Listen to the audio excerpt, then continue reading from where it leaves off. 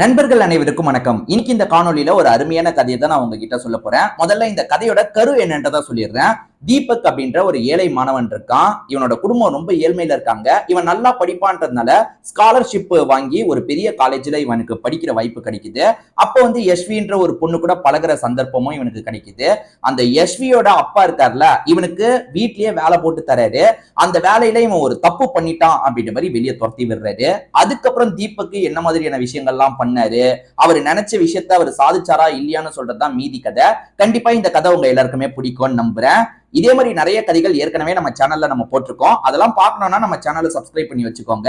இந்த கதையை முழுசா கேட்கறதுக்கு முன்னாடி இந்த காணொலிக்கு ஒரு லைக்க போடுங்க. அப்பதான் உங்களை மாதிரி பாக்குற நிறைய பேர்கிட்ட இந்த காணொலி கொண்டு போய் சேர்க்கப்படும். இப்ப இந்த கதைக்குள்ள நம்ம வந்துடலாம். கதையோட தொடக்கமே தீபக்க நமக்கு காட்டுறாங்க.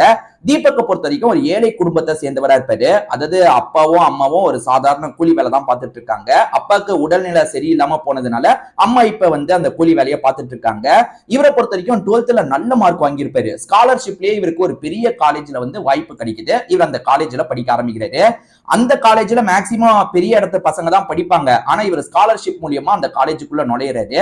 இவர் படிப்புல ரொம்ப கெட்டில, அதனால எல்லாருக்குமே இவரை பிடிச்சிருக்கு. இவர் எல்லா கேள்விக்கும் பதில் சொல்றாரு. அதனால நிறைய பேர் வந்து இவர் கூட ஃப்ரெண்ட்ஷிப் வச்சுக்கணும்ன்ற மாதிரிலாம் யோசிக்கிறாங்க. ஆனா இவர் ட்ரெஸ்ல இருந்து ஆளே பார்க்க கொஞ்சம் ரொம்ப ஏலமா தான் தெரியுறாரு. அதனால சிலர் வந்து இவங்கிட்ட நம்ம போய் ஃப்ரெண்ட்ஷிப் வச்சுக்கணுமா, நம்ம படிக்கலனா கூட பரவாயில்லன்னு சுத்திட்டு இருக்காங்க. ஆனா யஷ்வின்ற ஒரு பொண்ணு இருக்காங்கல்ல, இவர்கிட்ட சகஜமா பழக ஆரம்பிக்கிறாங்க. யஷ்வி பெரிய ஆளோட பொண்ணு, பெரிய பிசினஸ் மேனோட பொண்ணு. ஆனா சகஜமா தான் பழகிட்டு இருக்காங்க. இவருக்குமே வந்து இவங்க ரொம்ப பெரிய பணக்காரங்களா இருக்க வாய்ப்பு இல்ல, சாதாரண பணக்காரங்களா இருப்பாங்க அவ்வளவுதான் அப்படின்ற மாதிரி யோசிக்கிறாரு. அதனால போக போக இந்த ஃப்ரெண்ட்ஷிப் கொஞ்சம் லவ்வா இவருக்கு மாறுது. அதாவது ஒன் சைடா இவரு யஷ்வியை கொஞ்சம் லவ்லாம் பண்ண ஆரம்பிக்கிறாரு. இவரோட பேரண்ட்ஸ், அதாவது அம்மா தான் இப்ப வேலை பாக்குறாங்க, அம்மாவும் கஷ்டப்பட்டு வேலை பாக்குறாங்கல்ல, மேற்கொண்டு நமக்கு எக்ஸாம்க்கு காசுலாம் தேவைப்படும் போது அம்மா கிட்ட அதை கேட்க கூடாது, நம்மளே வந்து பார்ட் டைமா ஏதாவது வேலை பார்க்கலான்ற மாதிரி இவருமே பார்ட் டைமா வேலை எல்லாம் பாக்குறாரு. இவர் டயர்டா வந்து காலேஜ்ல வந்து தூங்கிட்டு இருக்கும் போது என்ன ஏதுன்னு யஷ்வி கேட்கும் போது இவருமே பார்ட் டைம் வேலை பார்த்துட்டு இருக்கிறத பத்தி சொல்றாரு. அதுவும் இல்லாம பார்ட் டைம் ஜாப் கூட இவருக்கு சரியா கிடைக்க மாட்டேங்குது அப்படின்ற மாதிரிலாம் ஃபீலிங்கா பேசுறாரு. சரி விடு, நான் வேணா உனக்கு பினான்சியலா ஹெல்ப் பண்றேன்னு சொல்லும் போது இல்ல என்னோட தேவையை நானே பார்த்து பண்ற மாதிரிலாம் சொல்றாரு. பரவாயில்ல, இவன் ரொம்ப நல்ல டைப்பா இருக்கானே அப்படின்ற மாதிரி யஷ்வியும் யோசிக்கிறாங்க. யஷ்வியோட அப்பா பேரு விக்ரம் சிங் அப்படின்றது பெரிய பணக்காரரா இருப்பாரு. அப்பப்ப, அதாவது வந்து மேக்சிமம் டிரைவர்ஸ் தான் வந்து பொண்ணை கூட்டு வருவாங்க. சில சமயம் மட்டும் அப்பா கூட்டு போறதுக்காக வருவாரு. அந்த மாதிரி அப்பா வந்துட்டு இருக்கும் போது அப்பாவோட கார் ரிப்பேர் ஆயிருது. இந்த விஷயத்த வந்து யஷ்வியும் பாக்குறாங்க. யஷ்வி கூட இருக்க நம்ம தீபக்கும் பாக்குறாரு. தீபக்கை பொறுத்த வரைக்கும் காரை பத்தின நிறைய நாலேஜ் இருக்கும், அதாவது காரை பத்தி நிறைய தெரிஞ்சு வச்சிருப்பாரு. நான் என்ன ஏதுன்னு பாக்கவான்னும் போது சரி பாருப்பா அப்படின்ற மாதிரி அந்த அப்பா சொல்றாரு. அதாவது வந்து இந்த யஷ்வின்ற பொண்ணும் சரி அப்பாவும் சரி ரொம்ப நல்லவங்களா தான் இருப்பாங்க. இவன் வந்து ஏழையாச்சு, இவன் கிட்ட நம்ம எதுக்கு பேசணும்னு நினைக்கிற டைப்லாம் இல்ல, ரொம்ப சகஜமா தான் பேசுறாங்க. இப்ப தீபக்மே என்ன ப்ராப்ளம்னு பாக்குறேன்னு ஓபன் பண்ணி பாக்குறாரு. கொஞ்ச நேரத்திலேயே சரியான ப்ராப்ளத்தை கண்டுபிடிச்சு வந்து காரை வந்து ஸ்டார்ட் பண்ணிடுறாரு. அப்ப ரொம்ப ஆச்சரியப்படுறாரு. பரவாயில்லையப்பா அப்படின்ற மாதிரி பாராட்டிட்டு இருக்காரு. அப்பதான் பொண்ணு யஷ்வி இருக்காங்கல்ல, அப்பா இவனுக்கு இந்த மாதிரி சிக்கல் இருக்கு, நான் காசு தந்து ஹெல்ப் பண்றேன்னு கூட இவன் கிட்ட சொன்னேன், ஆனா இவனை பொறுத்த வரைக்கும் இல்ல நான் வேலை பார்த்து தான் மேனேஜ் பண்ணிப்பேன்னு சொல்றான்ப்பா, நம்மளோட இடத்துல ஏதாவது வேலை போட்டு தரலாமா, நம்ம வீட்டுல ஏதாவது வேலை போட்டு தரலாமான்னு கேட்கும் போது, தம்பி எனக்கு கார் ஓட்டுறதுக்கு ஆள் தேவை, நீ அந்த வேலையை பார்க்க முடியுமா, உன் படிப்புக்கு தகுதியான வேலை கிடையாதுன்றது எனக்கு தெரியும், இருந்தாலுமே என்னோட வேலை இருக்குல்ல ஆபீஸ்ல மட்டும் இல்லாம வீட்டுல வச்சும் சில வேலைகள்லாம் நடக்கும், அதுல கொஞ்சம் ஹெல்ப் பண்ற வேலையெல்லாம் நீ பண்ணுப்பா, நீ நிறைய கத்துக்கலான்ற மாதிரி சொல்லும் போது விக்ரம் சிங்கோட இந்த ஆஃபர் வந்து தீபக்கு பிடிச்சிருக்கு. ஏன்னா தீபக்கு படிப்பை முடிச்சுட்டு ஏதாவது வேலைக்கு போனோம்ல, இங்கேயே கொஞ்சம் வேலையை கத்துக்கிட்டா நம்ம முன்னேறதுக்கு கொஞ்சம் நல்லா இருக்கும்ன்ற மாதிரி யோசிக்கிறாரு. சரி அப்படின்ற மாதிரி ஏத்துக்கிறாரு. மேக்சிமம் கார் ஓட்டுற வேலையை தான் பார்ப்பாரு, கூட்டு போறது கூட்டு வர்றது இந்த மாதிரியான வேலையை தான் பார்ப்பாரு. அதுவும் காலேஜ் எல்லாம் முடிச்சுட்டு ஈவினிங் டைம் இருக்கு பாத்தீங்களா, ஈவினிங் வந்து இந்த விக்ரம் சிங்கோட மிஸ்ஸஸ் வந்து கோயிலுக்கு போறதுக்கெல்லாம் விரும்புவாங்க, அதுக்காக இவரை வச்சுக்கலான்ற மாதிரி தான் யோசிக்கிறாரு. இவர் அந்த வேலையும் பாக்குறாரு. அதே மாதிரி வந்து யஷ்வியை வந்து கூட்டு போறது வரது இந்த மாதிரியான விஷயத்தையும் பாத்துக்கிறாரு. இதை தாண்டி வந்து வீட்டுல ஏதாவது வந்து அந்த வேலை, அதாவது ஆபீஸ்ல முடியாத வேலையெல்லாம் வீட்டுல கொண்டு வந்து இவர் பாப்பார்ல, அதுலயுமே கொஞ்சம் ஹெல்ப் எல்லாம் பண்ணிட்டு இருக்காரு. இப்படியே நாட்கள் ஓடிட்டு இருக்கு. இவர் வந்து இந்த விக்ரம் சிங்க கவர்றாரு, அதாவது வேலை எல்லாம் வந்து சூப்பரா பண்றாரு. விக்ரம் சிங்குக்கு இவர் ரொம்பவே பிடிச்சிருக்கு. ஆபீஸ்ல இருக்க நிறைய பேரு விக்ரம் சிங்க கொஞ்சம் கொஞ்சமா ஏமாத்திட்டு இருக்காங்க. ஐயோ இவன் என்ன விக்ரம் சிங் கிட்ட கொஞ்சம் நெருக்கமா இருக்கானே, நம்ம பண்றதை கண்டுபிடிச்சிருவானான்ற மாதிரி ஆபீஸ்ல ஏமாத்துறாங்கல்ல, அவங்களுக்கு எல்லாம் கொஞ்சம் பயம் வரதான் செய்யுது. ஏன்னா சில டாக்குமெண்ட்ல சைன் வாங்குறதுக்காக வரும்போது அந்த இடத்துல இந்த தீபக் இருக்கான், ஐயோ நம்ம வந்து இதுல போர்ஜரி எல்லாம் பண்ணிருக்கோம், விக்ரம் சிங் அதை கவனிக்க மாட்டாரு, ஆனா இவன் கவனிச்சுட்டா நமக்கு பிரச்சனை அப்படின்ற மாதிரி அவங்க பயந்துகிட்டே தான் இந்த விஷயத்தெல்லாம் பண்ணிட்டு இருக்காங்க. ஒரு நாள் தீபக், அதாவது அவர் வீட்டுல கொண்டு வந்து சில வேலையை பாப்பன்னு சொன்னாரு பாத்தீங்களா, அவரை பொறுத்த வரைக்கும் பெருசா வேலை எல்லாம் பாக்குறது இல்ல, மேல் இடத்துல அதாவது இவருக்கு கீழே இருக்க ஆளுங்க என்ன கொண்டு வந்தாலும் அதுல சைனை போட்டுறாரு. விக்ரம் சிங்கை பொறுத்த வரைக்கும் கவனமா இருக்க மாட்டாரு. தீபக்மே ஆளுங்க ஏமாத்துறத கண்டுபிடிச்சிடுறாரு. சரி இதுலலாம் ஏமாத்து வேலை நடக்குது, கொஞ்சம் கொஞ்சமா கம்பெனில இருந்து காசை சுரண்டுறாங்கன்றத கண்டுபிடிச்சிடுறாருல, இத பத்தி நம்ம சொல்லலான்ற மாதிரி விக்ரம் சிங் கிட்ட சொல்றாரு. சார் ஒரு ஏமாத்து வேலை நடந்துட்டு இருக்கு சார், நிறைய காசு கையாடல் பண்ண மாதிரி இருக்குன்ற மாதிரிலாம் சொல்றாரு. ஆனா வந்து விக்ரம் சிங் வந்து எடுத்தோம் கவுத்தோன்னு அந்த ஆளுங்களை சந்தேகப்படக்கூடாது, அவங்க கிட்ட கூப்பிட்டு பேசலான்ற மாதிரி அவங்கள கூப்பிட்டு பேசுறாரு. அவங்க எல்லாம் என்ன பண்றாங்கன்னா இந்த பையன் தான் இப்படி பண்றான்ற மாதிரி சொல்றாங்க. கணக்குல டேலி ஆகல, ஆனா டேலி ஆகாத காசெல்லாம் இவன் தான் திருடிட்டான், ஏன்னா வந்து நாங்க ஒப்படைக்கிற காசெல்லாம் ஒப்படைக்க தான் செஞ்சோம், இந்த இடத்துக்கு கொண்டு வந்து தர வேண்டிய காசை நாங்க கரெக்டா தான் தந்தோம், இவன் அதெல்லாம் எடுத்துட்டு இப்ப கணக்குல நாங்க ஏமாத்திட்டு தான் சொல்றான், இந்த பையன் கிட்ட டேலி பண்ண சொல்லி நாங்க காசை தந்தோன்ற மாதிரிலாம் சொல்றாங்க. அதாவது கம்பெனில முக்கியமா இருக்க 2-3 ஆட்கள் பொய் சொல்றாங்க. இவர் இருக்காருல தீபக், சரி இவங்க பொய் சொல்றாங்க, இவங்க அந்த காசை ஏமாத்தி இருக்காங்க சார், டேலி ஆகலன்னு நான் கண்டுபிடிச்சோன்னா என் மேல பழிய போடுறாங்க அப்படின்ற மாதிரி சொல்றாரு. விக்ரம் சிங்கை பொறுத்த வரைக்கும் அவங்கள நம்புறாரு, இவரை நம்ப மாட்டாரு. அதாவது தீபக் சொல்றத நம்ப மாட்டாரு. அவங்க ரொம்ப வருஷம் வேலையில இருக்காங்கல்ல, அதனால அவங்க சொல்றதான் நம்புறாரு. தீபக் நான் உன்னை எவ்வளவு நம்பினப்பா, நீ போய் இப்படி ஒரு விஷயத்த பண்ணிட்டேன்ற மாதிரி தீபக்க பிளேம் பண்ணிட்டு இருக்காரு.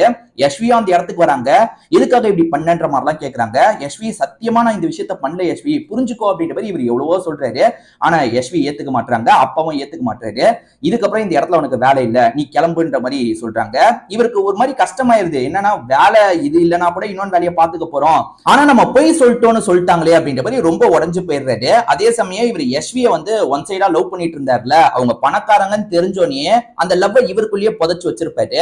அடுத்தது இவர் வேலையை விட்டு நின்னதுக்கு அப்புறமும் எப்பவுமே போல காலேஜுக்கு எல்லாம் வந்துட்டு இருக்காருல, யஷ்வி வந்து சுத்தமா இவர்கிட்ட பேசுறதே அவாய்ட் பண்ணிடுறாங்க. இவருக்கு அதுவும் கஷ்டமா இருக்கு, யஷ்வி இதுக்கு முன்னாடி பேசிட்டு இருந்தா வீட்டுல நடந்த அந்த பிரச்சனைனால பேச மாட்டாளே அப்படின்ற மாதிரி இவருமே கவலைப்படுறாரு. இன்னொரு விஷயம் நினைச்சு இவர் ஃபீல் பண்றாரு, அது என்னன்னா அந்த விக்ரம் சிங்கை கொஞ்சம் கொஞ்சமா ஏமாத்திட்டு இருக்காங்க. ஒரு ஸ்டேஜ்ல விக்ரம் சிங்கோட எல்லா சொத்தையும் ஏமாத்த கூட வாய்ப்பு இருக்கு, இவர் என்ன இவ்வளவு கவனமே இல்லாம இருக்காரு அப்படின்ற மாதிரி அதை நினைச்சு இவர் யோசிக்கிறாரு. நம்ம புரிய வைக்கலாம்னு நினைச்சோம், ஆனா விக்ரம் சிங் சார் நம்மள புரிஞ்சுக்காம இப்படி பண்ணிட்டாரு, நல்ல மனுஷன் தான் ஆனா இப்படி ஏமாந்துட்டு இருக்காரு அப்படின்ற மாதிரி இவருக்கு கொஞ்சம் கஷ்டமா இருக்கு. இப்ப காலேஜ் எல்லாம் ஒரு ஸ்டேஜ்ல முடிக்கிற நிலைமை வந்துருது. இவர் வந்து வேலைக்கு போலாம்னு நினைக்கும் போது இவருக்குள்ள ஒரு ஆசை இருக்கு, அந்த ஆசையை நம்ம நிறைவேற்றினா என்னன்ற மாதிரி வருது. அது என்னன்னா வந்து எப்படியாவது ஐபிஎஸ் ஆபீசரா மாறிடணும்ன்ற மாதிரி இவருக்குள்ள ஒரு ஆசை இருக்கும்.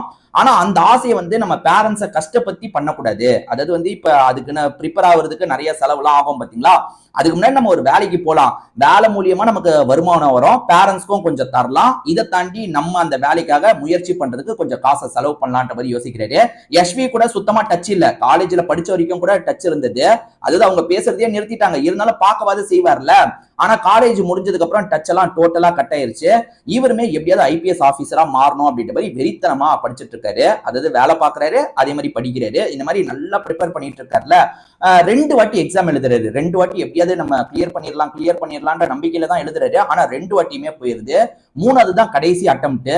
இந்த வாட்டி நம்ம எப்படியாவது கிளியர் பண்ணி ஆகணும், அப்படி இல்லைன்னா இந்த வேலை அதாவது நம்மளுக்கு ஓரளவுக்கு வேலை கிடைக்க தான் செய்யுது, நம்ம படிச்சது நல்லா படிச்சதுனால வேலை கிடைக்க தான் செய்யுது, அந்த வேலையை பார்த்துட்டு நம்ம ஃபேமிலியை போய் பார்ப்போம், மீதி வேலையை கவனிச்சுப்போம் அப்படின்ற மாதிரி யோசிக்கிறாரு. ஏன்னா இப்ப தனியா ஃபேமிலியை விட்டு பிரிஞ்சு தனியா ஒரு இடத்துல தான் இந்த ஐபிஎஸ்க்காக இவர் பயங்கரமா ப்ரிப்பேர்லாம் பண்ணிட்டு இருக்காரு. இப்ப அடுத்த 3வது ரவுண்ட் இருக்கு பாத்தீங்களா, அதாவது 3வது வாட்டி 3வது அட்டெம்ப்ட், அதுக்காக இவருமே வந்து பயங்கரமா பிராக்டிஸ் எல்லாம் பண்றாரு. தூக்கம்ன்றதையே இவர் வந்து ரொம்ப குறைச்சுக்கிறாரு, வேலை வேற பாக்குறாருல, தூக்கம்ன்றதையே ரொம்ப குறைச்சுக்கிறாரு, பயங்கரமா ப்ரிப்பேர்லாம் பண்றாரு. ஒரு ஸ்டேஜ்ல அந்த எக்ஸாம் வந்து இவர் கிராக் பண்ணிடுறாரு. இவர் கூடிய சீக்கிரத்துல ஐபிஎஸ் மாற போறாருன்ற மாதிரி தகவல் வருது இல்ல, பேரண்ட்ஸ் ரொம்ப சந்தோஷப்படுறாங்க. ஏன்னா பையன் அவனோட உழைப்பாலேயே இந்த விஷயத்த பண்ணிட்டான், நமக்கு செலவே வைக்கல, நம்மளோட நிலைமையை பார்த்து பையனே வந்து எல்லா விஷயத்தையும் பண்ணி இப்ப ஐபிஎஸ் மாற போறான்ற மாதிரி பேரண்ட்ஸ்க்கு சந்தோஷம் தாங்கல, பயங்கரமா சந்தோஷப்படுறாங்க. யஷ்வி கிட்ட இவர் அப்பப்ப சொல்லுவாரு, எனக்குள்ள இந்த மாதிரி ஒரு ஆசை இருக்குன்ற மாதிரிலாம் சொல்லுவாரு. ஆல் தி பெஸ்ட் அப்படின்ற மாதிரிலாம் யஷ்வி சொல்லியிருப்பாங்க. நம்ம யஷ்வியை பார்த்து பேசினா என்ன, நான் இப்ப ஒரு ஐபிஎஸ் ஆபீசரா மாறிட்டேன்றதை யஷ்வியை பார்த்து சொன்னா என்னன்னு யோசிக்கிறாரு.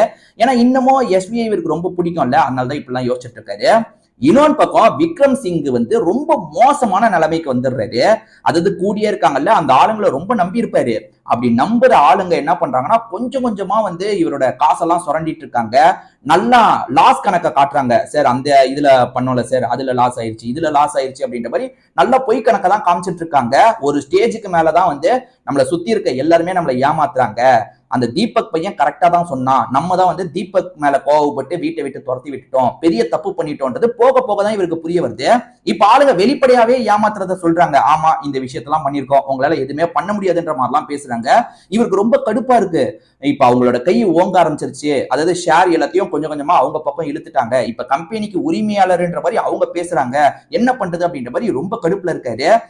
போலீஸ் கிட்ட நம்ம முறைப்படி கம்ப்ளைண்ட் கொடுக்கலாம், அதாவது உயர் அதிகாரியை பார்த்து நம்ம கம்ப்ளைண்ட் கொடுக்கலான்ற மாதிரி அப்பா யோசிக்கிறாரு. பொண்ணுகிட்டயும் இதை பத்தி சொல்றாரு. அது என்னன்னா வந்து நான் ரொம்ப கேர்லெஸ்ஸா இருந்துட்டேமா, தீபக்கு சரியா தான் சொல்லியிருக்கான், நான் தான் தப்பு பண்ணிட்டேன் அப்படின்ற மாதிரி அப்பாவுமே பொண்ணுகிட்ட புலம்பிட்டு இருக்காரு. இப்போ ஒரு பெரிய ஆபீசரை பார்க்கலான்னு அப்பா பொண்ணு ரெண்டு பேருமே வராங்க. அங்க ஆபீசரா இருக்கிறது யாருன்னு பாத்தீங்கன்னா தீபக் தான். இதை பாக்குற இவங்க ரெண்டு பேருமே ரொம்ப ஷாக் ஆயிடுறாங்க. தீபக் நீயான்னு கேட்கும் போது ஆமான்ற மாதிரி தீபக் சொல்றாரு. இப்போ உட்கார வச்சு அவங்க கிட்ட பேசுறாரு. என்ன ப்ராப்ளம்னு கேட்கும் போது இவங்களுமே கம்பெனில இந்த மாதிரிலாம் நடந்துருச்சு, நீ எடுத்து சொன்னல, அதை நான் காது கொடுத்து கேட்காம அவங்கள ரொம்ப நம்பினேன், பார்த்தா இப்படி ஒரு துரோகத்தை பண்ணிட்டாங்கன்னும் போது சரி இதுதான் நான் சொன்னேன் சார், அப்பத்துல இருந்தே அவங்க நிறைய தப்பெல்லாம் பண்ணாங்க சார் அப்படின்ற மாதிரிலாம் சொல்றாரு. சரி கவலைப்படாதீங்க, இப்ப கூட அவங்கள லாக் பண்றதுக்கு என்ன விஷயம் பண்ணணும்னு எனக்கு தெரியும், ஒரு அதிகாரியா என்ன பண்ண முடியுமோ அது எல்லாத்தையும் நான் பண்றேன்ற மாதிரி நம்பிக்கையா பேசுறாரு. இதை கேட்கிற இந்த அப்பா விக்ரம் சிங்குக்கும் வந்து ஒரு மாதிரி சந்தோஷமா இருக்கு. பரவாயில்ல, நம்ம வந்து அவனை அவ்வளோ இது பண்ணோம், இருந்தாலுமே நம்மளை இப்படி பண்றானே அப்படின்ற மாதிரி சந்தோஷப்படுறாரு. ஒரு ஸ்டேஜ்ல இவர் இருக்காருல, அவங்களுக்காக என்னென்னலாம் பண்ணணுமோ அதெல்லாம் பண்றாரு. அங்க அவங்க நிறைய பேர் ஒரு 4-5 பேர் சேர்ந்து தப்பு பண்றாங்கல்ல, அவங்க பண்ண தப்புக்கான எவிடன்ஸை கண்டுபிடிக்கணும்ன்ற மாதிரி அவங்க வீட்டுல ரைடு மாதிரி பண்றாரு. அதுக்கான எவிடன்ஸ் எல்லாம் கிடைக்குது. அது மூலியமா அவங்க ஏமாத்தினது பெரிய அமௌண்ட் ஏமாத்திட்டாங்க, அது எதுவுமே பண்ண முடியாது. ஆனா வந்து இப்ப கம்பெனியை புடுங்குற ஸ்டேஜ்ல இருந்தாங்க பாத்தீங்களா, அதெல்லாம் வந்து தடுத்து இந்த அப்பா கிட்டே அந்த கம்பெனி போற மாதிரி பண்ணிடுறாரு. இதனால விக்ரம் சிங் இருக்காருல, மனசு விட்டு நன்றி எல்லாம் சொல்லிட்டு இருக்காரு, அழுது நன்றி சொல்லிட்டு இருக்காரு. உன் விஷயத்துல நான் ரொம்ப பெரிய தப்பு பண்ணிட்டப்பா, என்ன மன்னிச்சிருன்ற மாதிரிலாம் சொல்லிட்டு இருக்காரு. இவரை பொறுத்த வரைக்கும் எஸ்வியை ரொம்ப பிடிக்கும்ல. இப்ப எஸ்வி கிட்ட இவரை ஃப்ரெண்ட்லியா பேச ஆரம்பிக்கிறாரு. ஏன்னா இவ்வளவு பெரிய உதவி பண்ணிருக்காருல, எஸ்வி வந்து நன்றி எல்லாம் சொல்லிட்டு இருக்கும் போது இவருமே நம்பர் கிடைக்குமா, நம்ம பேசலாமா அப்படின்ற மாதிரிலாம் பேசுறாரு. எஸ்விக்குமே வந்து அந்த டைம்லயே லைட்டா இவரை பிடிச்சிருக்கும். இவர் ஏழன்றதுனால ரிஜெக்ட் பண்ணிருக்க மாட்டாங்க, வேணான்னு சொல்லியிருக்க மாட்டாங்க. ஏன்னா வந்து அவர் வந்து லவ்ன்றதையே கொண்டு வந்திருக்க மாட்டாரு. இவங்களுக்குள்ள ஒரு ஃபீலிங் இருக்கதான் செய்யும். இவங்களுமே நம்பரை தராங்க. அதுக்கப்புறம் இவங்க ரெண்டு பேருமே சாட்லாம் பண்ண ஆரம்பிக்கிறாங்க. இவங்க ரெண்டு பேர் சேர போறாங்கன்ற மாதிரி இந்த கதை முடியுது. கண்டிப்பா இந்த கதை உங்க எல்லாருக்குமே பிடிச்சிருக்கும்னு நம்புறேன். இதே மாதிரி நிறைய கதைகள் நம்ம சேனல்ல ஆல்ரெடி இருக்கு. அதெல்லாம் பார்க்கணும்னா நம்ம சேனலை சப்ஸ்கிரைப் பண்ணி வச்சுக்கோங்க. இந்த கதை உங்களுக்கு பிடிச்சிருந்ததுன்னா கண்டிப்பா இந்த வீடியோக்கு ஒரு லைக் போடுங்க. அப்பதான் உங்களை மாதிரி பார்க்குற நிறைய பேர்கிட்ட இந்த காணொலி கொண்டு போய் சேர்க்கப்படும். திரும்பி வேற ஒரு காணொலி மூலியமா உங்களை வந்து பார்க்குறேன். இப்போ உங்ககிட்ட இருந்து விடைபெறேன். நன்றி, வணக்கம்.